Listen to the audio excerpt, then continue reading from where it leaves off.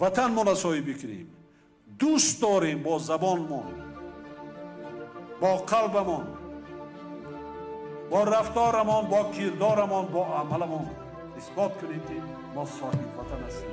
ما دولت داریم، ما وطن داریم. باغون عمر نارک از 100 سال دیگه دراز میکنه. 100 سال دیگه عمر نارک دراز میشه. اینا میشود. راغون هم بسیاری ها گفتن نه. بنیاد میکنه. اگر قدرت توانه این روز نداشته باشیم و تکنیک نداشته باشیم، با همین ناخونهایمان همین نقد را میکنیم.